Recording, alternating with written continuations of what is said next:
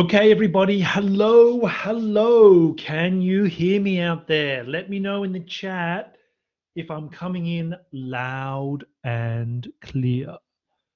Smash that chat button. Let me know if you can hear me. Hello, Snea. Niharika. Hello, Theo. Thanks for the thumbs up. So I hope week 4 is going well for you. Glad that it's going well for you, Snea. This is probably the most important announcement this week. Lab test 1 is on next week. There are practice versions which you can try. The other big news is this time next week, I want to do a revision tutorial during this class. So I've asked a few people about this and they're pretty excited about it. So this time next week, we can have some Mobius revision. Does that sound like a good idea? Let me know in the chat if you think that would have value for you. Okay, so let me know if you think it's a good idea. Let me know.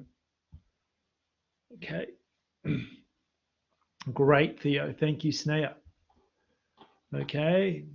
Niharika, thank you. All right. So join me next week if you can, and we can go through some of the questions together for Mobius.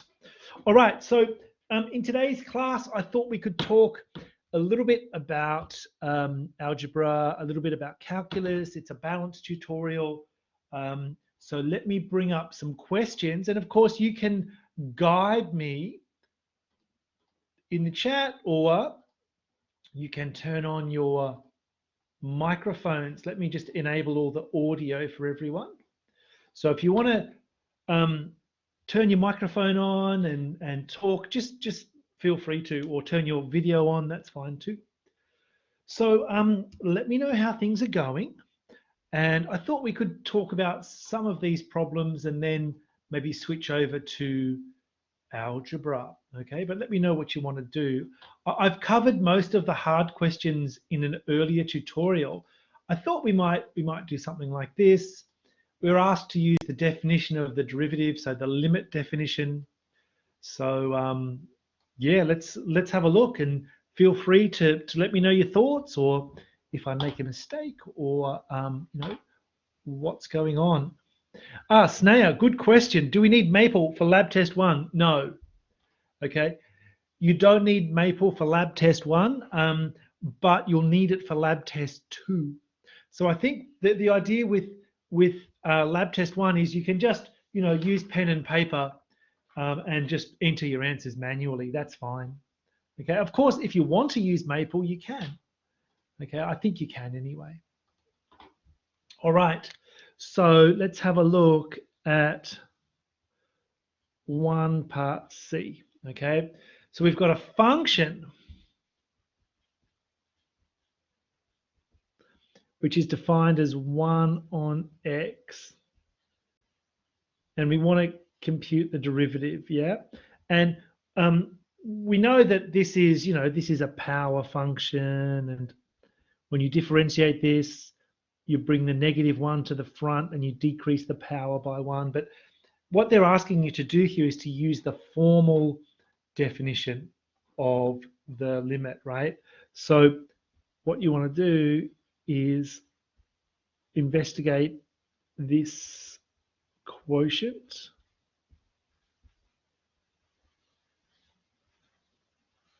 Okay, and there's a standard strategy for these questions. You want to simplify this as much as possible, and then you want to take the limit. Okay, so let's have a look at how we might do this. So f of x plus h is just 1 divided by x plus h. F of x is just that. And we're dividing the whole thing by h. Okay, so we want to simplify this somehow. So let's cross multiply, and we can try putting everything over sort of a common simplifying denominator. Okay, so that up there, and then you multiply the two things together.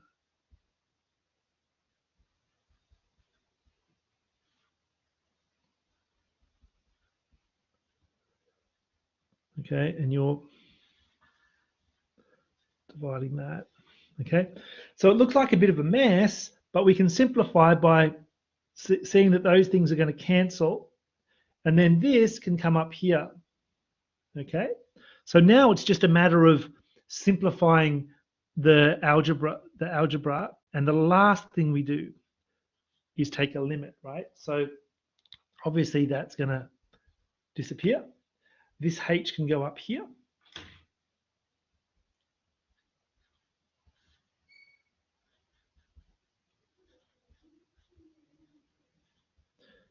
And you can see, aha, the h's cancel. So now we've simplified as much as possible. And we're going to be left with the following expression.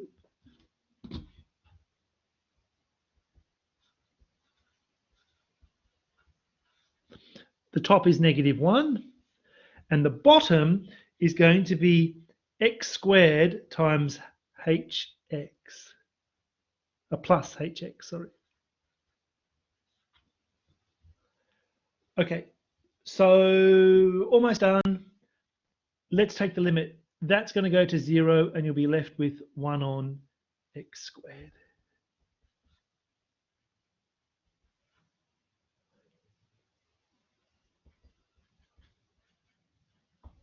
Ta-da! Ba-ba-ba! We did it. Okay.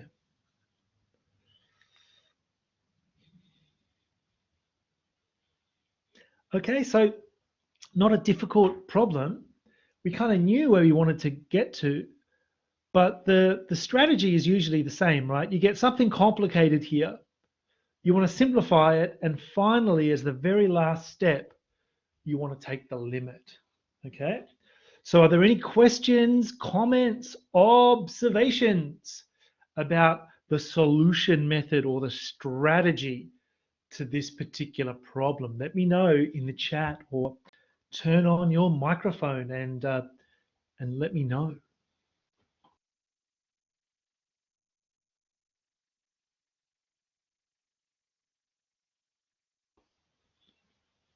All right.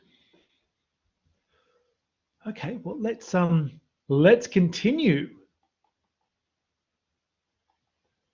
All right, so let me share this PDF with you.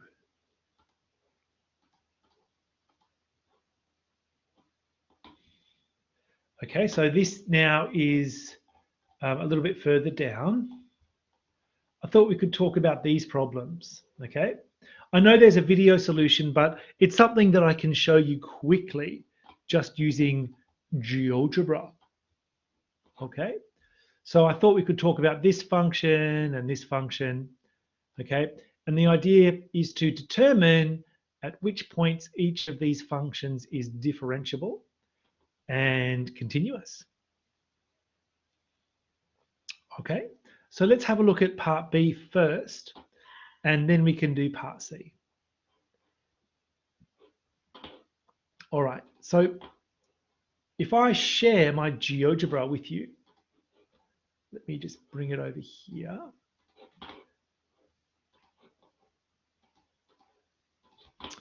Okay, so here is the split function that that's given to us.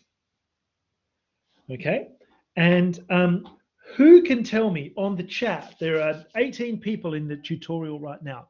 Who can tell me, where is this function continuous? Where is this function continuous? Who can tell me in the chat or on their microphone? Who can tell me?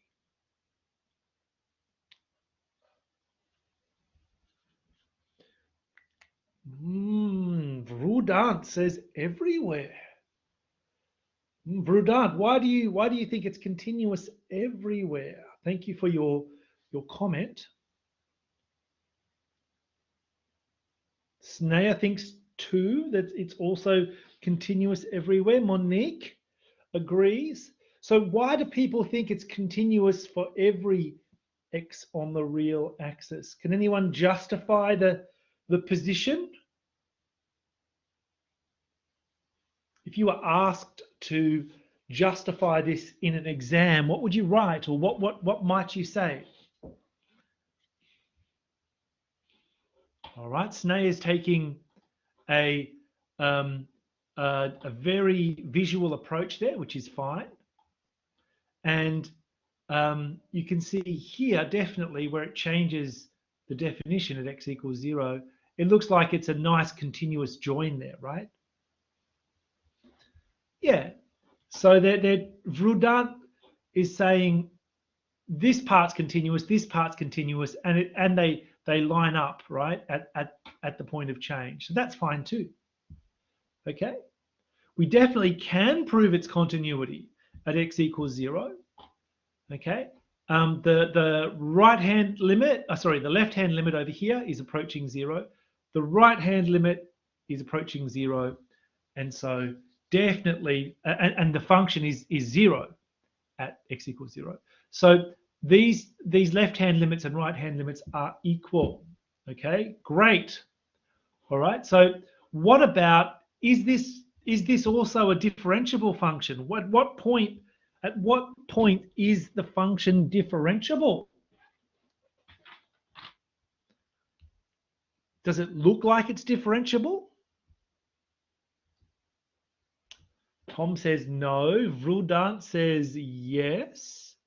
It's a bit hard to tell from the graph, right?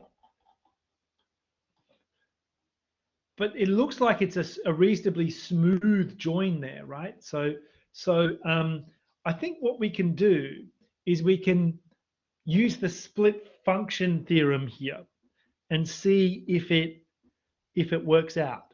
Okay, so let's do some calculations and some work, and we'll see if we can get it to work out. Okay, so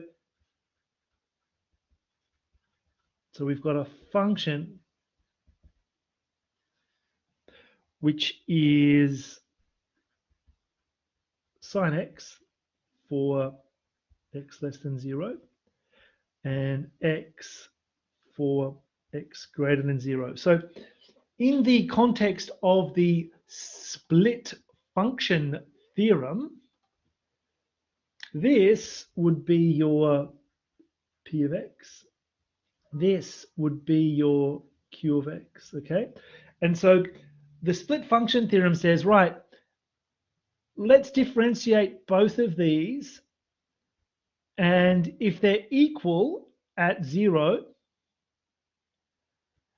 and the functions and they're continuous in a neighborhood of 0, then the derivative exists, right? And it's equal to that thing. All right. So let me see if I can bring it up here on my PDF. Let me just see.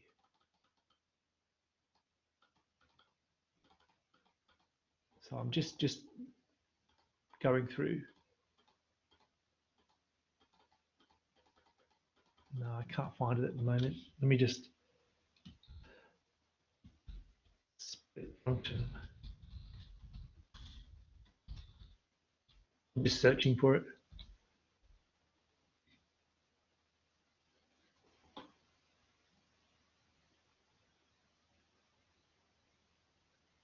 Yeah. Okay. All right. So what have we got? Consider the derivative of this at 0. Okay, if we differentiate this, we get cosine of 0 equals 1. And we look at the derivative of this, which will just be 1, because if you differentiate that, you get a constant. So these two things are equal. Okay. And let's see if the other condition of the split function theorem holds. Let me just see if I can find it in my notes.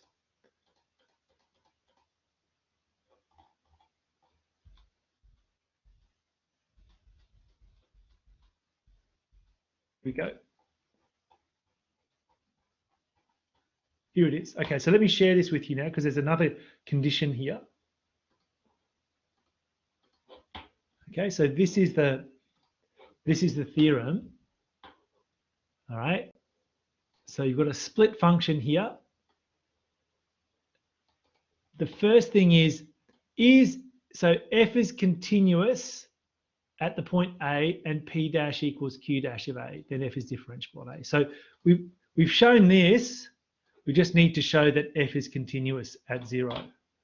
Okay, so let's go back and we can finish it off.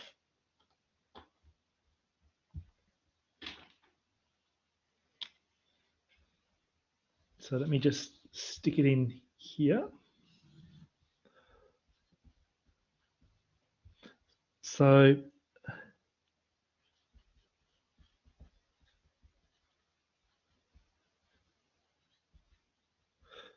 this is the question we're asking now. Is this function continuous? So let's take the two parts, take the left-hand limit, the right-hand limit, and show that both those limits exist and they're equal. So let's come in from the right. So it'll be that one there. So that'll be 0. Come in from the left. It'll be the other function. So this will just be 0.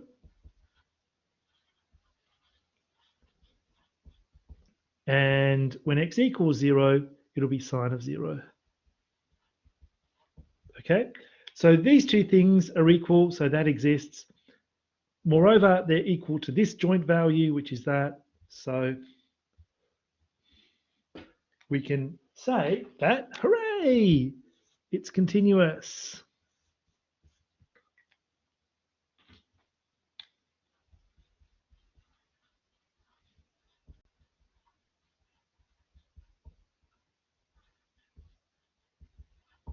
So that's the second part of the split function theorem. We got this to hold, which was great. The second condition was that the function's continuous at the point.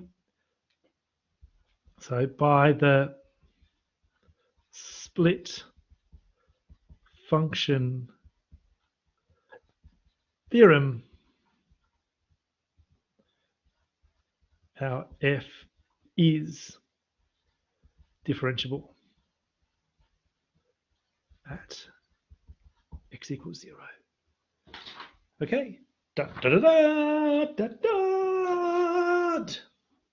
Okay. So for that type of question, you're looking at the theorem and you are essentially making sure that the conditions hold. Okay. And that's what we did, right? We know that these two derivatives exist. They're equal. These are, these different parts have derivatives everywhere, which is no problem. You have this holding, so the function's definitely continuous. Put those two together, apply the split function theorem, and you are in business. Okay. Ta-da! Great. Questions, people? Questions? What are your questions?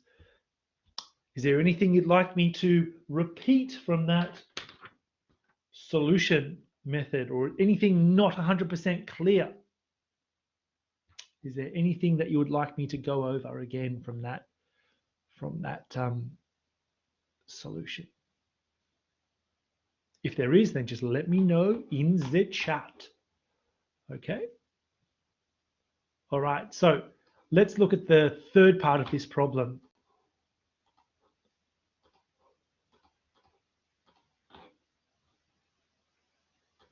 Okay. Where is this function continuous and differentiable? Okay. So obviously it's pretty easy to draw a picture where we have maple or GeoGebra. Oh, Rudan, don't worry. Cameos will be coming. Good question. You want cameos? We'll give you cameos. Okay. What about these guys down here, though? Rudan.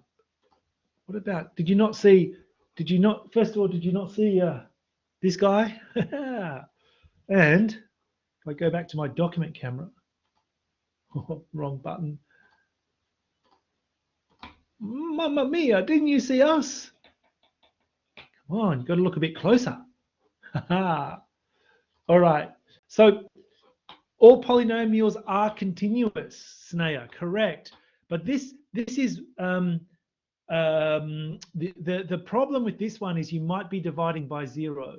So let me show you what this looks like with GeoGebra.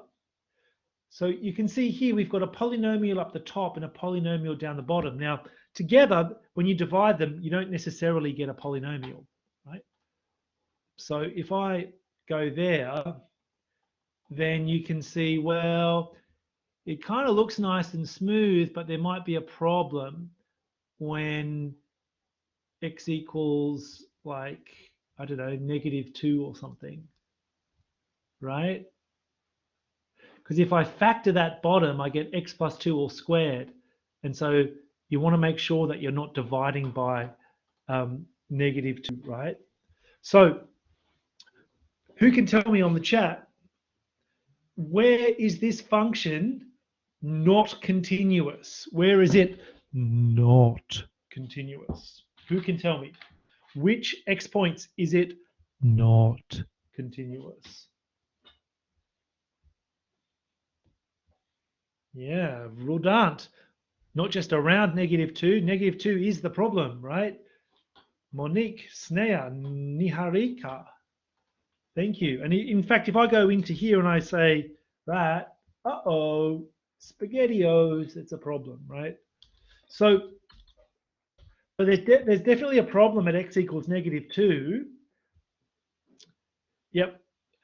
So the next question is, if we know it's not continuous at x equals -2, can the function be differentiable at x equals -2? Can the function be differentiable at x equals -2?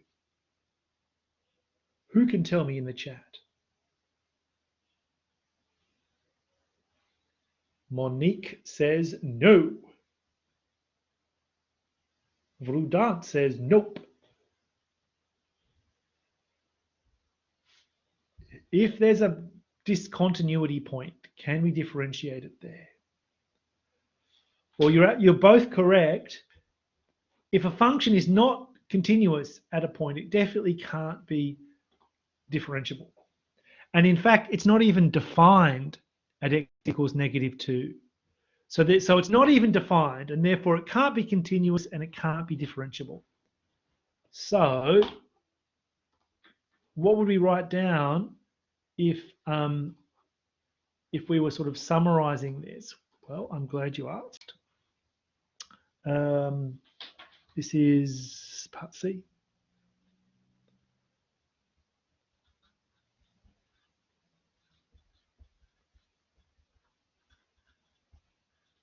So the function is not defined. And so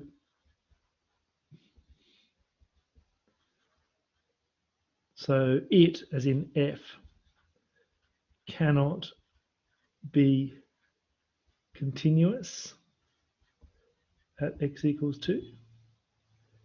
F cannot be differentiable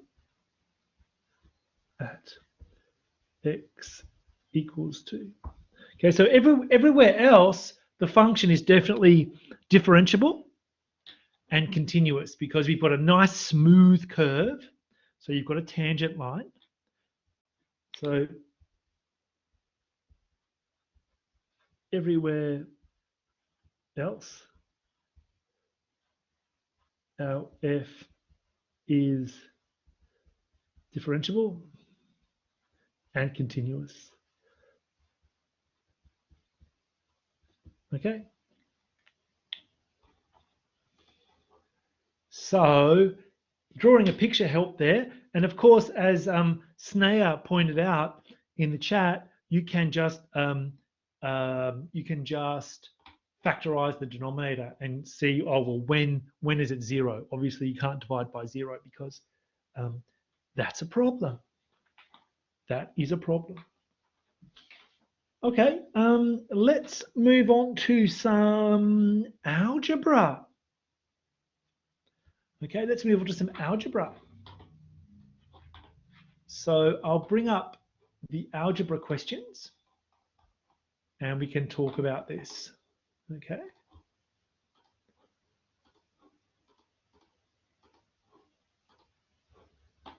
All right, so some of these questions are about dot product. I proved this one already today. I thought we could talk about, oops, oh no, go back. I thought we could talk about orthogonal and orthonormal bases and stuff like that. So let me just get back to where I was. So painful. Okay, here we go. So I thought we could do question 7 because that's an interesting one. It's not a particularly difficult question, but let's see if we can work through it together. Okay, so you've got 3 vectors, u1, u2, and u3. Show that this set of vectors is an orthonormal set. So that's a very long word, orthonormal. So what it means is each of these vectors have length 1 and they're all perpendicular to each other. So u1 is perpendicular to u2 and u3. u2 is perpendicular to u3 and u1, etc., etc. Okay, so the second part of this question we'll get to in a minute. All right, so let's see what we can do with our set of vectors. All right, so we're moving over to the algebra now.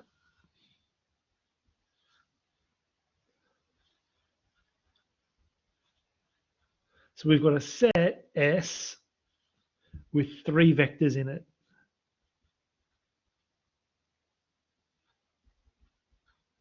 So that's our first vector. Our second vector is just the J vector. And our third vector is this vector here. Okay, so let's label them. So this can be our first vector, that can be our second vector, and this can be our third vector. Okay. Snea, good question. Orthogonal just means perpendicular. Orthonormal means perpendicular and having length 1. So orthonormal has an extra condition attached to it.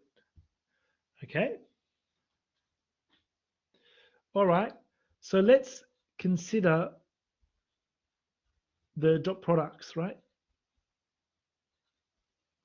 So in order to show that this vector is perpendicular to this vector, we can consider the cross product, the dot product, sorry, dot product. Okay, so that times that, plus that times that, plus that times that. Okay, so you end up with 0 plus 0 plus 0 equals 0. So definitely this vector is perpendicular to this vector. Okay, let's try with the other ones. Okay, u1 dotted with u3. So it's that times that, plus that times that, plus that times that. Okay, so it's 1/2 plus 0 minus 1/2. So that vector is definitely perpendicular to that vector. Okay. So now you want to do that with this vector and and the other vectors, right? So is this vector perpendicular to this vector? Well, we already know that it is from here. So all we need to do is check this one, this dot product. So that times that, plus that times that, plus that times that. So again, you're just adding up zeros. Okay. So this vector is perpendicular to those. This vector is perpendicular to that. Let's do we have any more to do now? We want to do, I think that's it, isn't it? I think that's all the ones. We've done that one and that one, that one and that one, that one and that one, and that's it. Okay. Hence, all vectors are perpendicular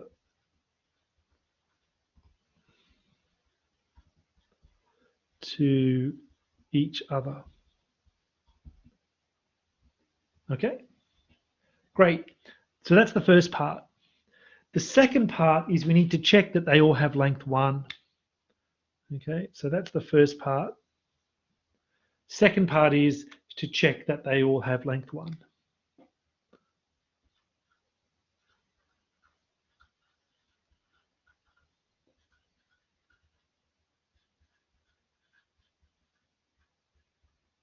So that's the question we're asking. Okay, so let's do it. That squared plus that squared plus that squared, and you take the square root. So it's 1/2 plus 0 plus 1/2. Well, obviously that's got length 1.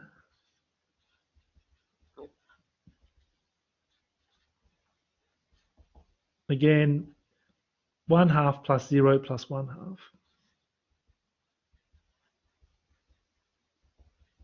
Okay? So the answer is yes.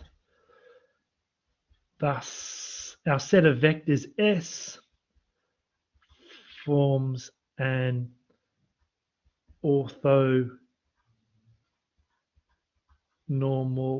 set. Okay? So here's a question coming in from Quokka. What would not be an orthonormal set? I'm confused, right? So why don't we talk about what would not be an orthonormal set? Okay. Let me change the settings here. What happens if I had this? Let's do 1, 0, negative 1, 0, 1, 0, 0, 0, 1. Have a think about it. Is this an orthonormal set of vectors? And if it's not, why not? Who can tell me? Who can tell me? Is this a set that is an orthonormal set of vectors?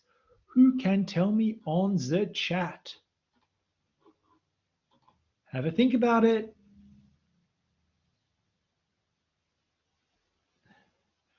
Aziz says no. Tom says no. Snea says the first and the last vectors aren't perpendicular. And Monique says this has a length of root 2. So yes, this set violates both of these ideas, right?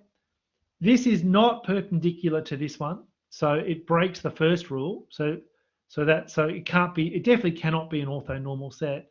But also this one doesn't have length 1, so it breaks it twice. Okay. So this is not an orthonormal set. Oh, how unfortunate. Okay. So if you violate this or this, it means it cannot be an orthonormal set. Okay, this just violated both of them. So, all right.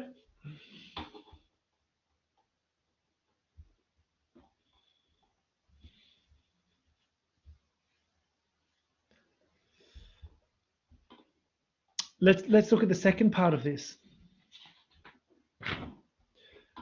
The second part, let me just go back here. I think I've got it. Find scalars lambda 1, lambda 2, lambda 3 such that A can be written in this form as a linear combination where your A vector is just that. Okay. So on the surface, it looks pretty hard to do this one, but there definitely is there is a trick that you can do to solve this question pretty quickly. Okay, so the idea is to take the dot product of A with each of these vectors. Okay, so if you took the dot product of A with U1, that gives you lambda 1. If you took the dot product of A with U2, that gives you lambda 2. And the same with lambda 3. So let's see if we can work through it. And while you're doing it, try to think about why it's actually true. Okay, why does this method actually work? So consider, please. We've got 2, -3, and 1.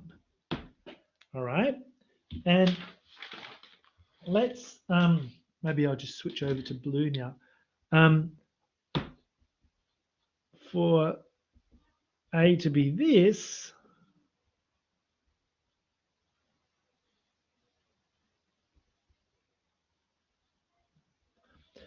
we want to find these numbers, right? And to do that,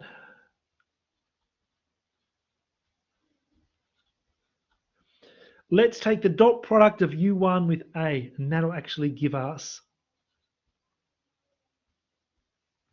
lambda 1.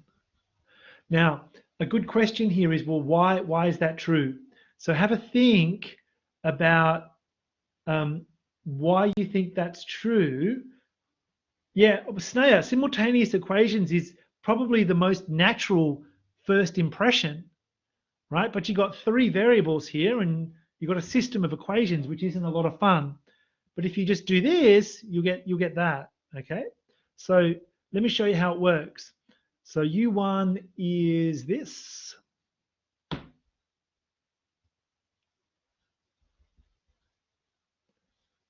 Dot it with 2, -3, 1. And so when you expand this, you're going to get a value for lambda 1. Okay, so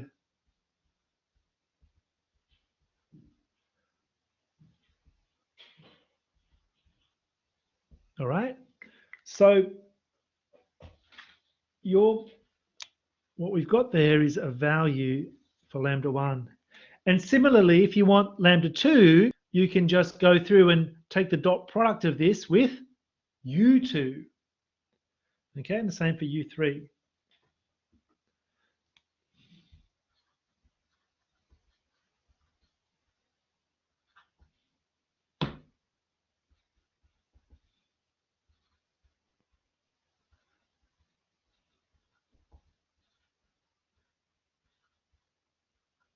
Okay, and so you can, I'll leave those for you to work out, right? But the question is, why does this method work? Does anybody know why? Like, why can I just do that and it's going to be like give us this nice value for the lambda?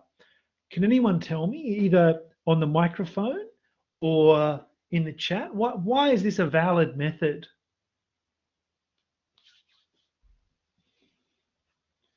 Come on, don't be shy. Let me know. Do it for Quokka. Yeah, do it for Quokka.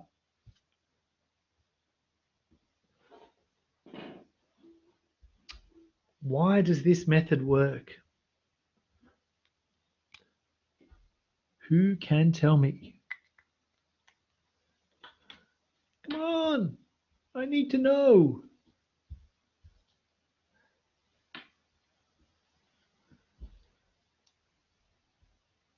Why does it work? Who can tell me?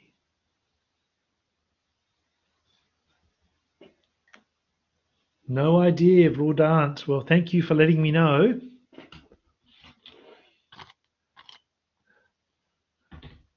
Don't worry, you don't have to be a professor to know it, but I'll give you a clue.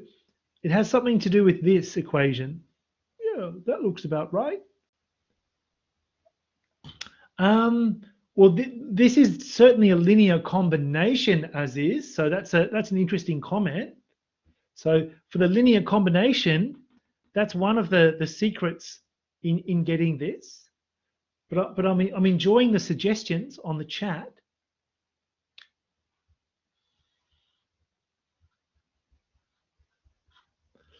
Let me show you something. If we take the dot product of both sides, let's call this star, right? Let's say I just do U1 dotted with A. So I want to dot product it with everything in here.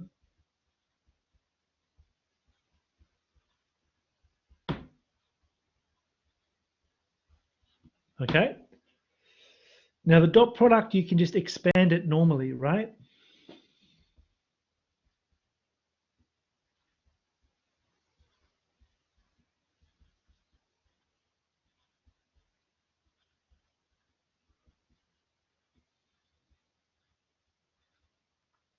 Okay. Now, what did we show on the other page?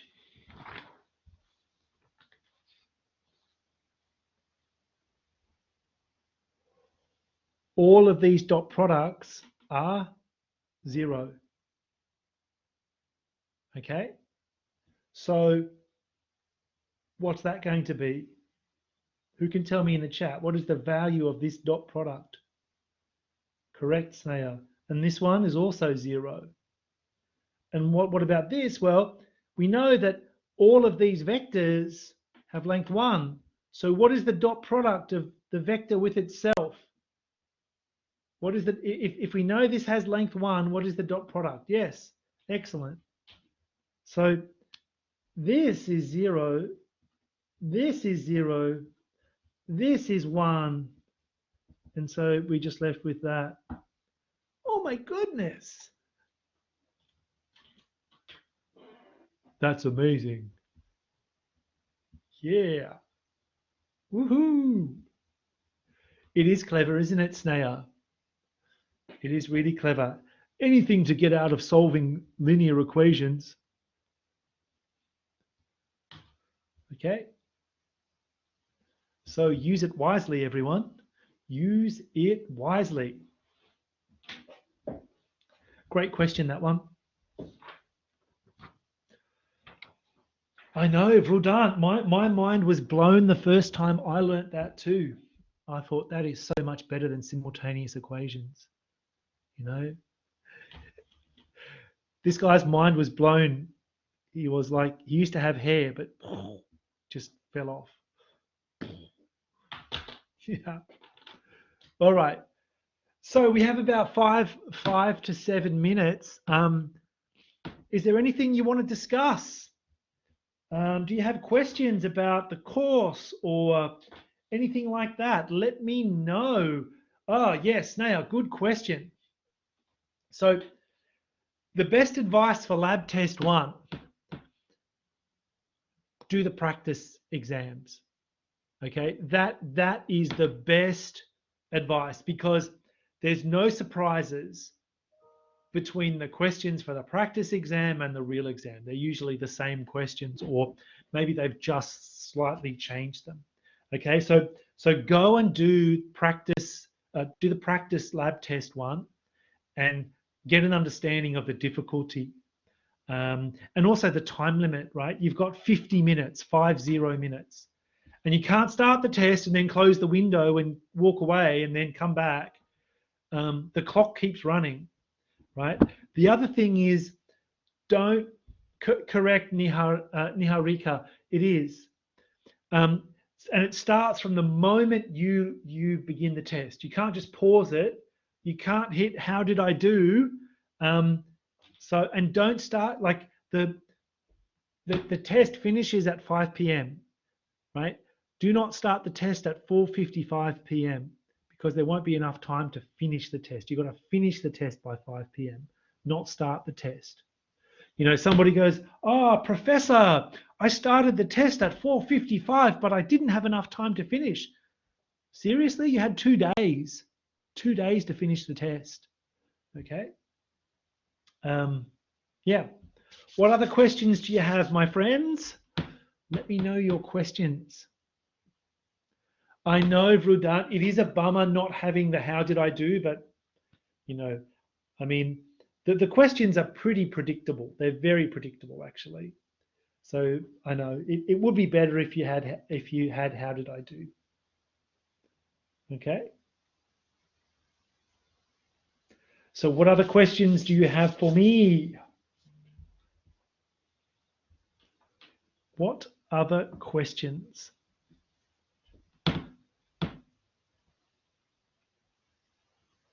Probably next week, the writing assignment will get released. I'm not 100% sure exactly when, but probably next week. So you have 2 lab tests, a writing assignment, and the weekly quizzes, right? That's like half of your final grade. Okay. And yeah, I'm pretty happy. My children are going back to school about a week earlier. So woohoo! Yes. So that's the thing I'm pretty excited about. Where are you, Vrudant? Are you in Australia or are you somewhere else? Yeah, I'm in Sydney. Yeah, yeah. Are you excited too, buddy? Yes, Oh, yes, freedom. All right, Monique has a finally. question. I know, freedom. Yes. Okay, which one of 10A? Okay, let's have a look, Monique. Let's have a look. All right. So here's the question, right? The point, find the shortest distance. So it's like it's like a problem where you've got a point and it's not on the plane, and then you've got a line, sorry, and you want to find the distance between the point and the line. Okay, so let me quickly just give you the idea, Monique, and you can check your work against it. So here's, oh, sorry, wrong thing. Here's here's a little um, diagram. I always like to draw diagrams for these kind of questions. Okay, and what we would like to do is calculate. Let's call that B, and that distance there, right? Yeah.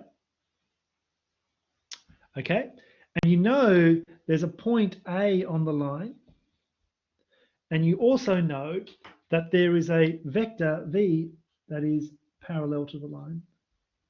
Okay, so if I want this distance here, what I can get is the vector AP, right? So AP is the projection, the vector projection of AB on V. Yeah. And once you have AP, you can calculate the length, right? You can calculate the length from here. And then you can use Pythagoras, right?